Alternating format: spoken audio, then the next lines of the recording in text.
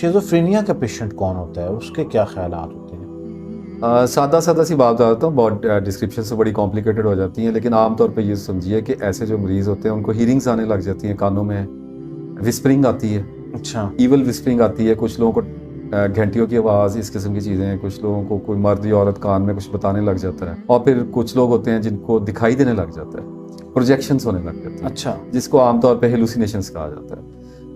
उसमें जो initial stages होती हैं वो हेओले नज़र आना, शेप्स नज़र आना, डिफरेंट काइंड की shapes, dark shapes, black shapes, आंखों के आगे आंखें बंद करते नज़र आती हैं, कभी कभी आंखें खोल के नज़र आने लग जाती हैं, और फिर इसकी एडवांस स्टेजेस में आपके लोग आपके सामने फिर एंटिटीज़ आ जाती हैं, एंजल्स आ जाते हैं, बुजुर्ग आ जाते हैं, अपने अपने फेथ सिस्टम के हिसाब से। जो गोरे हैं, जो बिलीव नहीं करते, उनको एलियंस वगैरह की इस तरह की कि मेरे पास एनुनाकी आ गया, रेप्टिलियन आ गया, उसने कहा मैं फलां गैलेक्सी से आया, अक्सर इस तरह के केसेस देख रहे हैं, ब्लॉग्स वगैरह बन रहे हैं, उनके पीछे लोग लगे हुए हैं। फिर पाकिस्तान में, इंडिया में शिज़ोफ्रेनिक पेशेंट्स जो होते हैं वो खपते अज़मत का सहारा लेते हैं, और आमतौर पे शिज़ोफ्रेनिक जो होता है, और ये शिज़ोफ्रेनिया इतनी पुरस्कार बीमारी है कि ये आमतौर पे जेनेटिक भी होती है, मेरे अपने अंडरस्टैंडिंग है, आई डोंट नो कि मेडिकल फैक्ट्स क्या हैं, यानी अगर माँ बाप के पीछे फोर फादर्स में से कहीं से आ रहा है, एपिलेप्सी वगैरह इस किस्म की चीज़ें आ रही हैं, तो शिज़ोफ्रेनिक बच्चा निकल सकता है, लेकिन ये प्रैक्टिस से भी बहुत ज़्यादा हो जाती है, स्पिरिचुअल प्रैक्टिस से।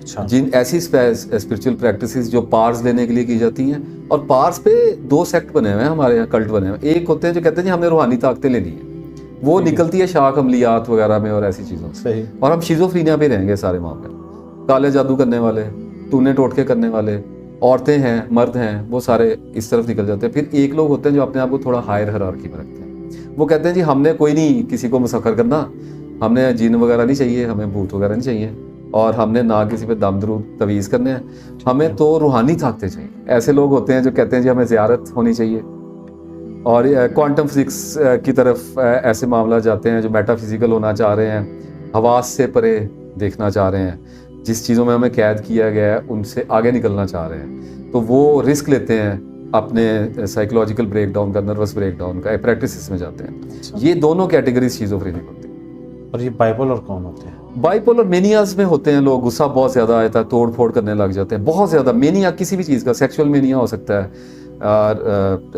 टॉर्चर हो सकता है, एंगर हो सकता है, ब्रस्ट आते हैं एंगर के बहुत ज़्यादा बड़े बड़े, सुसाइडल हो जाते हैं, ये चीज़ें चल रही होती हैं। अच्छा, और ये दोनों काबिल इलाज नहीं है?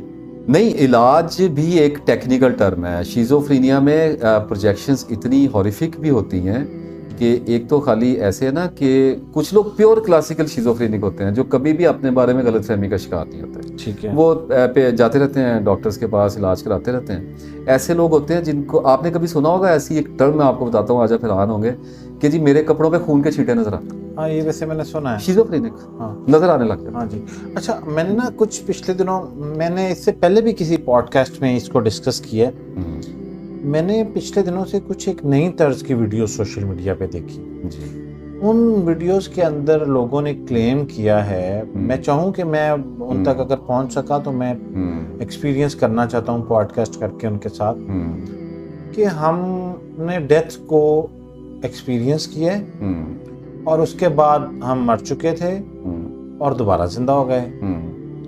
तो ये क्या फिनोमेना, ऐसा हो सकता होगा या ये कोई?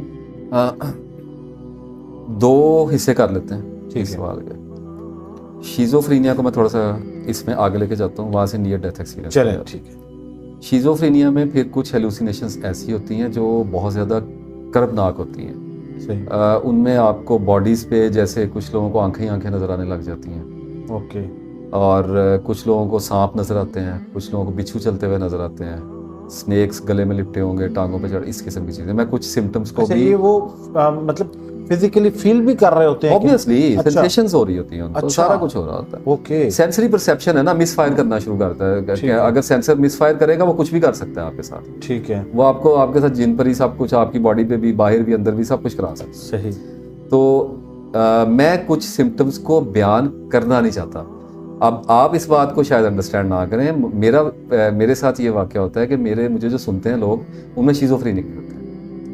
वो नफ्सियाती आमतौर पे सेंसिटिविटीज़ का शिकार होते हैं पहले। Okay. ऐसे लोग जब सिम्टम कैच करते हैं तो वो एक्सपीरियंस करने लग जाते हैं। सो दैट इज़ वाई मुझे बोलने में बड़ी एहतियात करनी पड़ती है। सही, ठीक है। तो इसमें ये होता है कि ये जो कैटेगरी है ये तो अपना इलाज कराती रहती है, मेडिसिन खाते रहें, कुछ हद तक काम डाउन रहते हैं, इसमें फिर एपिसोड उनको कम आ रहे होते हैं। आप यूँ समझें शिज़ोफ्रेनिक पेशेंट अगर मेडिसिन ले रहा है, साइड इफेक्ट तो आ रहे होंगे उसको, साइड इफेक्ट्स का शिकार होते हैं लोग, बहुत सारी चीज़ें, क्राइंग एपिसोड्स आ रही होती हैं, लेजीनेस आ रही होती है। ये जो सिम्टोमेटिक लोग होते हैं ये जब पेशेंट से साइकियाट्रिस्ट से मेडिसिन लेते हैं तो कुछ हद तक काम डाउन रहते हैं, ज़िंदगी गुजरती रहती है, प्रॉब्लम्स आते हैं साइड इफेक्ट के, लेकिन इस जगह पे आके हम ये कहते हैं कि आप साइड इफेक्ट को अफोर्ड कर लें, कम से कम आप फंक्शनल थोड़े बहुत रहें। ये बड़ी कर्बनाक डिजीज होती हैं। ये कुछ जो 2 कैटेगरीज आपको मैंने बताई हैं, ये जो अमलियात की तरफ निकलते हैं और ये जो इधर निकलते हैं क्लेयरवाइंट्स और ये स्पिरिचुअलिटी की तरफ, ये लोग इतने बड़े शिज़ोफ्रेनिक होते हैं। शिज़ोफ्रेनिक आदमी के पास अगर नॉलेज भी आया हो, देखें ये कोई पाबंदी नहीं है, बाइपोलर भी नॉलेजेबल हो सकता है, शिज़ोफ्रेनिक भी नॉलेजेबल, शैतान भी नॉलेजेबल होता है, ये कोई कैद नहीं है। प्रॉब्लम ये पड़ती कि ये लोग करते क्या हैं कि अपने शिज़ोफ्रेनिया को स्पिरिचुअलिटी में कैमोफ्लेज करते हैं और उसको प्रेजेंट करते हैं कि ज़ियारतें हो, आप किसी भी जगह पे दे लें, हर गली मोहल्ले में एक आधा शिज़ोफ्रेनिक आपको बैठा नजर आएगा इस किस्म का, जो क्लेम्स कर रहा हूँ, हाज़री की क्लेम्स, और उसके बाद सच्चे ख्वाबों के क्लेम्स, और उसके बाद ये क्या कहते हैं इसको, इस्तिखारे वगैरह के क्लेम्स, और फिर मौकलात के क्लेम्स, और जिन्नात को काबू करने के क्लेम्स। और मैं तो बात नहीं करना चाहता, कुछ वीडियोस आजकल आ रही हैं जिसमें लोग जिन्नात की भी बातें, आजकल बहुत ट्रेंड चल रहा है। टोटल शिज़ोफ्रेनिया है, ठीक है, टोटल शिज़ोफ्रेनिया। कुछ दुनिया में माफौकुल फितरत वाक़यात होते हैं, आपने नहीं कभी देखा। हम सर मैंने आपके बारे में पेशीन गोई कर दी ना, ये मैंने कशफ कर दिया ना आपको, आपने नहीं देखा। आप मुझे झूठा कर सकते हैं, आप मैंने ऑन कैमरा आपको कहा है कि यू आर बाउंड, कि मैंने आपको जो कहा है वो सबके लिए कह दिया। आप किसी आदमी को बैठ के कहें, आपको हमेशा दूसरे ने देखा हुआ नजर आएगा, या आपको किताब में लिखा हुआ नजर आएगा, या आपको उसने देखा उसने देखा उसने देखा।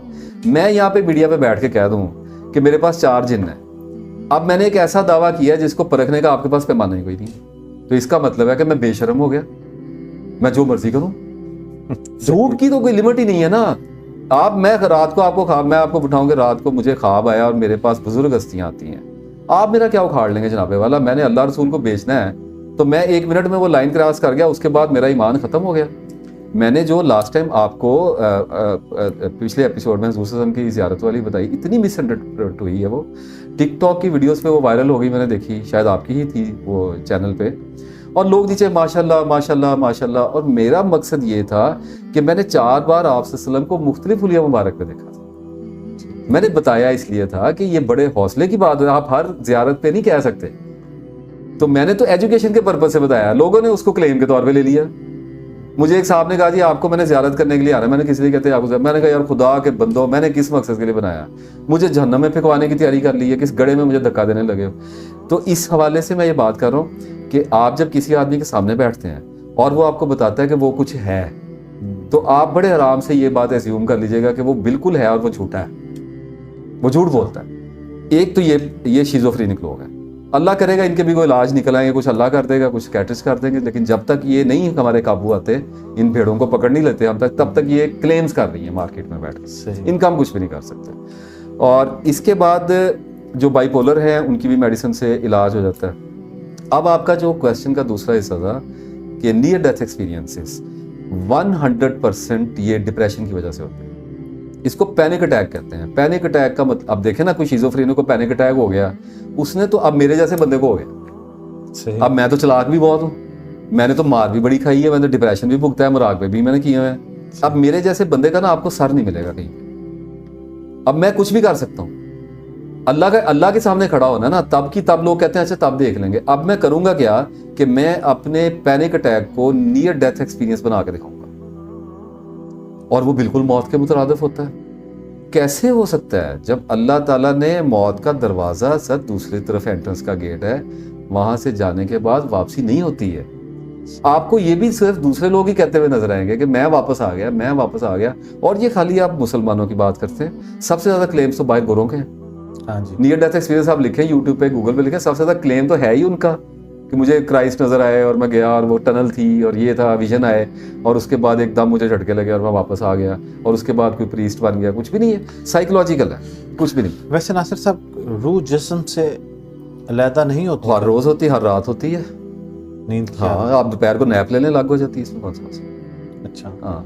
और वो जो एक फिनोमेना है, वो रूह जो है वो जब निकलती है इंसान से तो वो फिर एक नया इंसान उसको देख सकता है, वो बॉडी होती है एम्प्टी बॉडी, तो ये सब फिर आप आस्ट्रल प्रोजेक्शंस की आप हाँ बात जी। कर रहे हैं। आस्ट्रल प्रोजेक्शन इतना पुराना हो गया कि मैं आपको फ्रैंकली अर्ज करूं कि सम टाइम, आपको नहीं कह रहा, लेकिन हम कई हज़ार साल से वही क्वेश्चंस और वही सारा कुछ ही करते चले और ये आस्ट्रल प्रोजेक्शन एंशियंट है और साइकोलॉजिकल ब्रेकडाउन है। मैं आपको 2 दिन मुराकबा करूँ, आपको आस्ट्रल प्रोजेक्शन हो जाएंगी। इसकी मेडिटेशंस होती हैं, आप सांस में थोड़ा बहुत चेंज करेंगे, आपको आस्ट्रल प्रोजेक्शन। कुछ ऐसे मौजूआत हैं, क्योंकि आपका बहुत पुराना ताल्लुक है तहकीक से, इल्म तदरीस से, रिसर्च से, तो आपको लगता है कि ये बड़ी पुराने दौर की बात है। मैंने ये तो 7 साल पहले देख ली थी ये बात।